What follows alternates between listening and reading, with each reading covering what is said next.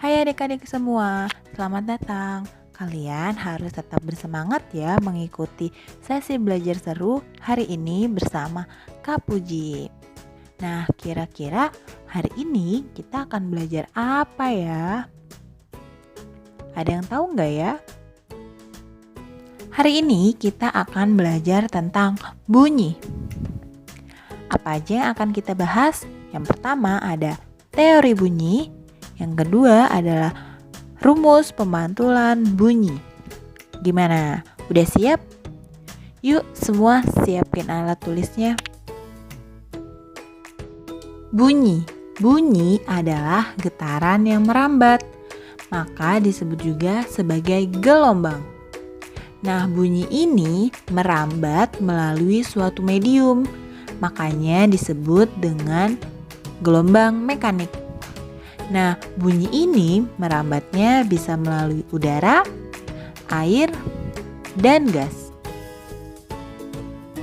Ada 3 syarat terjadinya bunyi. Yang pertama, harus ada sumber bunyi atau benda yang bergetar.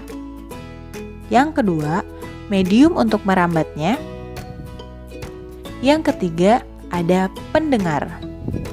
Jadi, teman-teman harus ingat ya, syarat bunyi ada 3, sumber bunyi, medium perambatan, dan pendengarnya.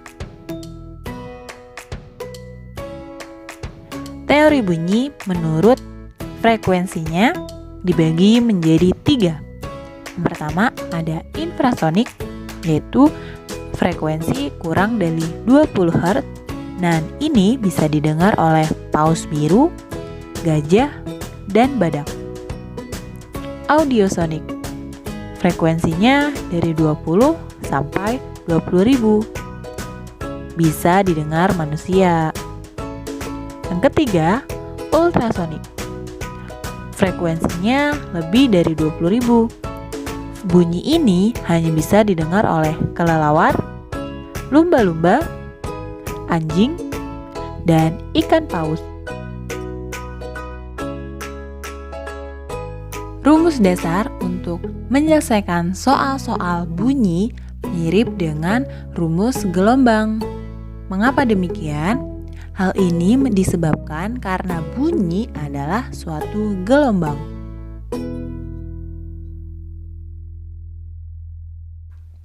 Pemantulan bunyi. Pemantulan bunyi adalah suatu peristiwa di mana gelombang bunyi mengenai benda yang memiliki permukaan dan berubah arah membentuk suatu sudut. Nah, dalam hukum pemantulan bunyi dinyatakan bahwa bunyi datang melalui garis normal dan bunyi pantul terletak pada satu bidang sehingga keduanya berpotongan. Yang kedua adalah sudut pantul sama dengan sudut datang. Rumus pemantulan bunyi adalah S sama dengan V dikali T dibagi 2. Kenapa ya dibagi 2? Ada yang tahu? Karena pada saat proses pemantulan terjadi 2 kali bunyi memantul sehingga jaraknya dihitung menjadi 2. Sehingga rumusnya S sama dengan V kali T dibagi 2. Untuk lebih mengetahuinya, yuk kita langsung latihan saja. Jangan lupa siapin alat tulisnya ya.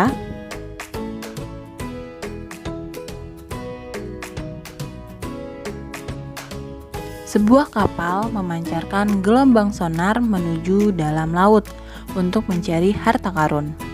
Cepat rambat bunyi sonar tersebut 2.800 meter per sekon. Apabila dalam waktu 4 sekon gelombang tersebut dapat ditangkap kembali oleh receiver, maka berapakah kedalaman laut tersebut? Yuk kita hitung bersama-sama.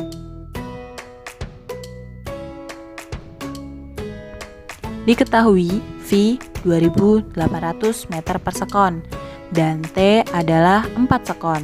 Yang ditanya adalah jarak.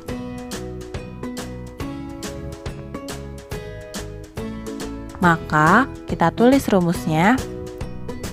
Rumusnya adalah S sama dengan V dikali T dibagi 2, di mana V adalah 2800 dikali waktu 4 sekon dibagi 2. 4 bagi 2, 28.200. 2800 kali 2, 5.600 meter. Kalau kalian ubah ke kilometer, jadinya 56 kilometer. Soal selanjutnya, seorang yang berdiri di antara dua tebing berteriak dengan keras. Ia mendengar bunyi pantul dari dinding pantul A sebesar 1 sekon. Sesudah berteriak, disusul 0,5 sekon berikutnya terdengar bunyi pantul dari dinding B. Jika cepat rambat bunyi 340 meter per sekon, tentukan jarak antara dua tebing tersebut. Yuk kita lihat penyelesaiannya.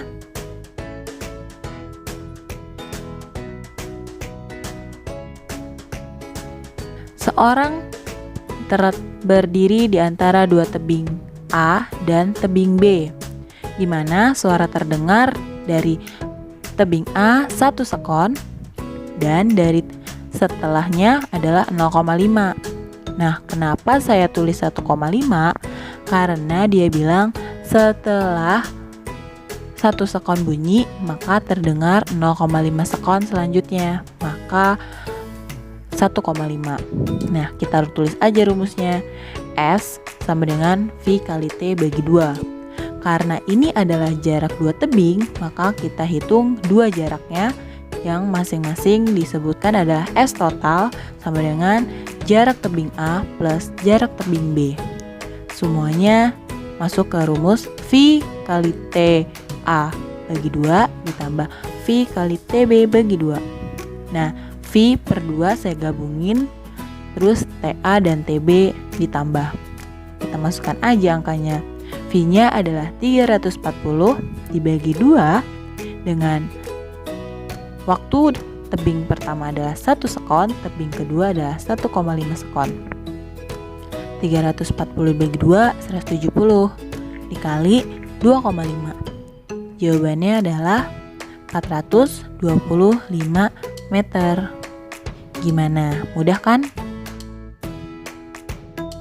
Terima kasih teman-teman sudah hadir di pelajaran IPA hari ini. Jangan lupa teman-teman belajar lagi ya di rumah. Jangan lupa subscribe dan like ya video ini. Ingat, itu gratis. Sampai jumpa di pelajaran selanjutnya. Dah.